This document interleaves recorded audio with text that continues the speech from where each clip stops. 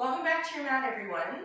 This morning, I wanted to share with you a practice about variations. So, I like to practice with props. I'm sitting on my meditation cushion and I've got my blocks. I've got a couple different kinds of blocks here today. I have my cork blocks, which are my favorite. They have texture, so they're not slippery when I put them on my mat. And they're dense and heavy, so I feel really supported when I use them. I also like to use sponge or foam blocks as well. It's good if I'm sitting on them or propping them under my hip because they're not as thick and not as dense and they have a little bit of give. So they're more comfortable than, say, putting a wooden block underneath your hips if you need it for something, or if you need support for your back, or if you're sitting on it in pigeon pose. But I wanted to show you some of the ways that you can use your blocks during a vinyasa flow. This is a really good practice for those of us who have differently able bodies or larger bodies. I'm kind of moving away from using the words modifications to using the words variation. Sometimes I think there's a negative connotation attached to the word modification, and sometimes people feel like they're not actually doing real yoga or real asana or whatever because they're doing a modified pose, or they're using a chair, or they're using the wall.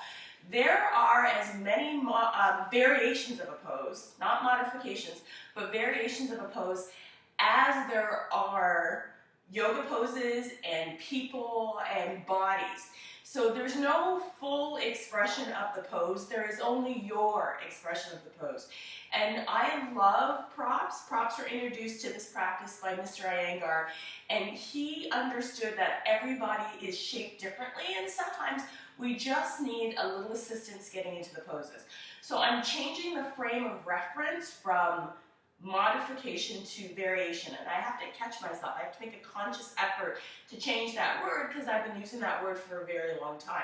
So I want to show you just a quick vinyasa flow, a little warm up, something you can do in the morning, maybe just 5 minutes, and you can just repeat this flow a few times to get the desired amount of time that you want to practice.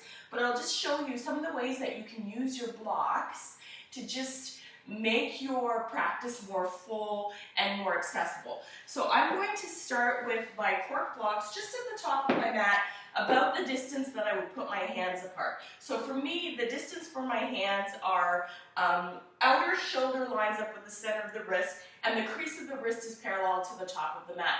That gives me a really solid and really great focus and foundation for my practice. It's also good for opening the shoulders, creating stability in your practice. And I just use it. This is also good if you have sore wrists, if you tend to have arthritis in your wrists, if you want to build up your carpal tunnel, okay?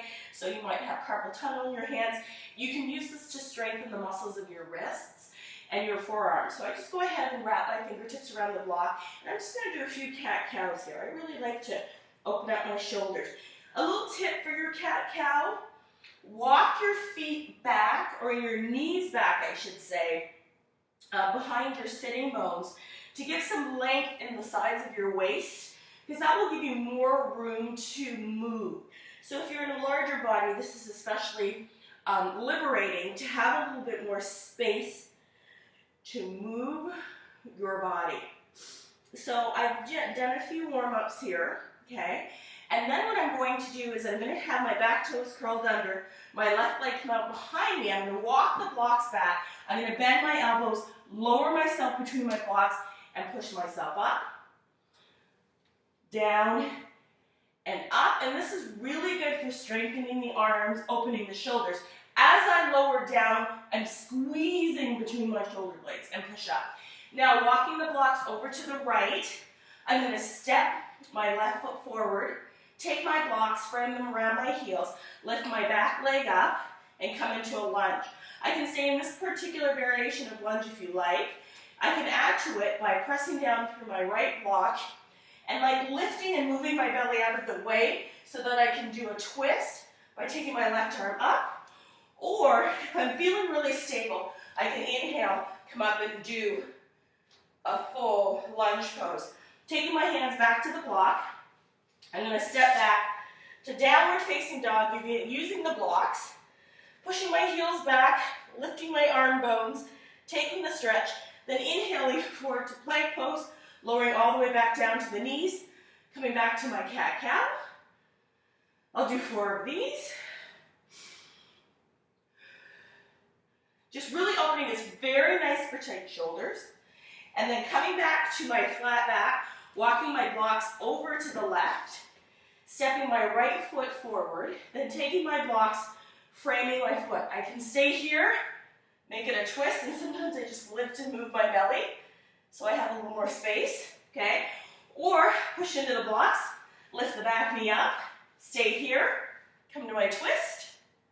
Or if I've got my stability here, I can inhale, come up, and take a big lunge. Option is yours. Hands back to the block. Push back to down dog. Good. And then I'm going to come forward to plank, lower my knees down, and do a little bit of chaturanga building. So come down halfway, come up. So remember, you can go as far or as high as you want. So you get to determine the challenge. So let's take it from the top. Let's do a little flow. Walking my blocks.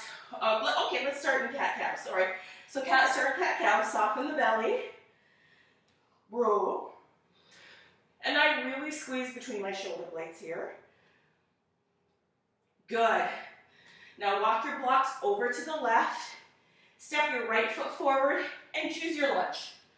Okay, I'm going to do the big lunge, just because I'm feeling it today, but you do your lunge or your twist or whatever you're feeling.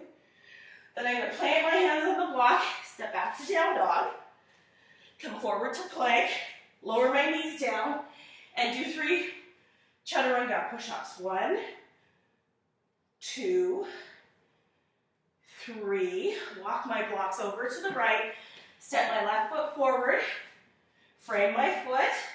Option 1 to stay down. Option 2, lift the knee, add the twist for option 3. Do what feels right. Come back to my blocks, step back to down dog. Good. Forward to plank, lower the knees, and then I'll do my 3 chaturanga push-ups. So you can walk your knees back, hug your elbows into your rib cage, and play with that. And you can start again from the top. Starting again with cat-cow, lunge, down dog, right?